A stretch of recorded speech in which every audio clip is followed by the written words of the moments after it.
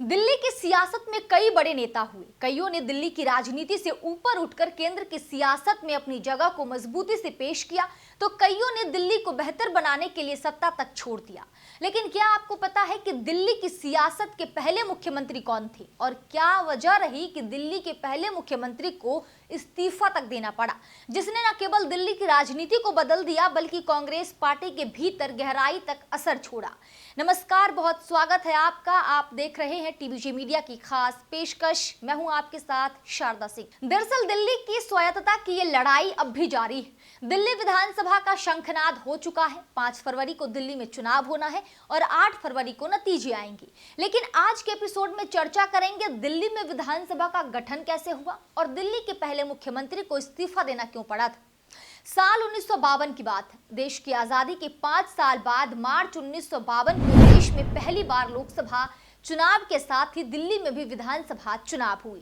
इस वक्त दिल्ली में विधानसभा की 48 सीटों के लिए कांग्रेस, जनसंघ, किसान मजदूर पार्टी, सोशलिस्ट पार्टी और हिंदू महासभा ने अपने उम्मीदवार उतारे। कांग्रेस को 48 में से 37 सीटों पर जीत मिली। मुख्यमंत्री पद की दौड़ में सुशीला नायर का नाम सबसे आगे था, लेकिन नेहरू के समर्थन से चौधरी ब्रह्म प्रकाश यादव दिल्ली के पहले मुख्यमंत्री बने। द पेट्रियाट की एक रिपोर्ट के मुताबिक अभी कुछ ही दिन हुए थे कि दिल्ली की स्वायत्तता के लिए सीएम ब्रह्म प्रकाश यादव उस वक्त के प्रधानमंत्री पंडित नेहरू और गृह मंत्री गोविंद वल्लभ पंत से टकरा गए। दरअसल ब्रह्म प्रकाश दिल्ली के लिए और ज्यादा अधिकारियों की मांग कर रहे थे, वहीं नेहरू इसके खिलाफ थे। टकराव इतना ज्यादा बढ़ा कि फरवरी 1955 को चौधरी ब्रह्म प्रकाश को अपने पद से इस्तीफा देना पड़ा। सीएम पद से इस्तीफा देने के बाद एक रोज चौधरी ब्रह्म प्रकाश दिल्ली स्थित इंडिया इंटरनेशनल सेंटर की कॉफी शॉप में अपने दोस्तों के साथ बैठे थे। इस दौरान उन्होंने कहा, दिल्ली में मैं काफी अच्छे से सरकार चला रहा था, पर नेहरू जी और पंत जी ने मुझे मुख्यमंत्री के पद से इसीलिए हटा दिया था क्योंकि मैं दिल्ली सरकार के लिए अधिक शक्तियों की मांग करने लगा था। आप बताओ कि क्या मैं कोई अपराध कर रहा था। दरअसल देश की आजादी के बाद से ही दिल्ली प्रशासन और केंद्र के बीच सत्ता संघर्ष शुरू हो गया था। आजादी के बाद दिल्ली में राजनीति करने वाले ज्यादातर दलों ने समय समय पर दिल्ली को पूर्ण राज्य का दर्जा दिए जाने की मांग की। जुलाई 1947 की शुरुआत में पट्टाभी सीतारामैया समिति ने दिल्ली सरकार को ज्यादा ऑटोनॉमी यानी कि स्वायत्तता देने की सलाह दी। इस समिति ने कहा कि राष्ट्रीय राजधानी दिल्ली को योजनाबद्ध तरीके से विकसित किए जाने की जरूरत है। जहां तक दिल्ली प्रशासन का सवाल है तो भारत के राष्ट्रपति द्वारा नियुक्त एक लेफ्टिनेंट गवर्नर और एक निर्वाचित विधायिका द्वारा शासित किया जाना चाहिए। हालांकि BR अम्बेडकर ने सीतारामैया समिति की सिफारिशों का विरोध किया। जवाहरलाल नेहरू ने भी दिल्ली में स्वतंत्र सरकार को कामकाज में छूट दिए जाने का विरोध किया। उनका कहना था कि दिल्ली देश की राजधानी है और उसकी स्थिति स्थिर नहीं। आखिर में दिल्ली को राष्ट्रपति द्वारा नियुक्त लेफ्टिनेंट गवर्नर के माध्यम से शासित किया जाना तय हुआ। हालांकि विरोध बढ़ने पर 1951 में पार्टसी स्टेट एक्ट के तहत दिल्ली शहर में विधानसभा के गठन की अनुमति दी गई। सार्वजनिक व्यवस्था, पुलिस, भूमि और नगर पालिका जैसे विषयों को केंद्र सरकार के पास छोड़ दिया गया। बाकी प्रशासन का अधिकार दिल्ली सरकार को सौंपा गया।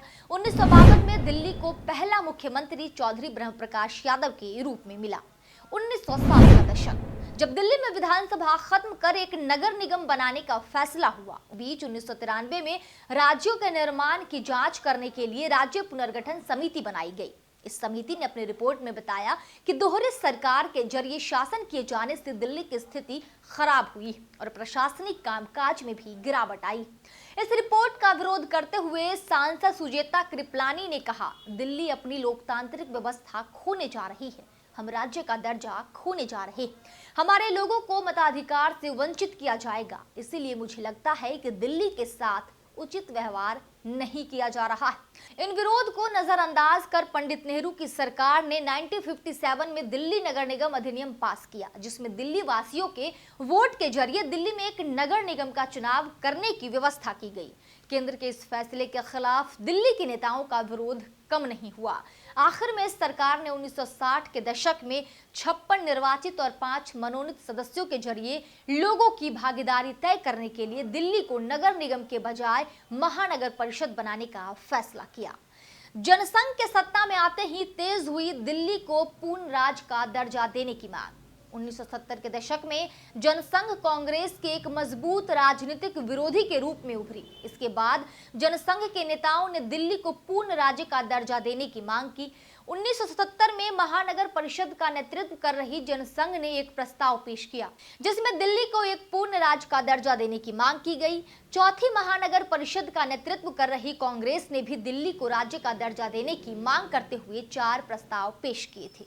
दिल्ली सरकार को अगर ये हुआ तो इनके निरंकुश होने की आशंका रहेगी, इसीलिए कोई बीच का रास्ता निकालना होगा ताकि दिल्ली में विकास कार्य होते रहेंगे। फिलहाल तो हालत बहुत चिंताजनक है, इस कारण दिल्ली की जनता को कष्ट हो रहा है। फिलहाल इस वीडियो में इतना ही। ऐसी और ऐतिहासिक कहानियों के लिए जुड़े रहिए हमारे साथ और देखते रहिए टीवीचे मीडिया।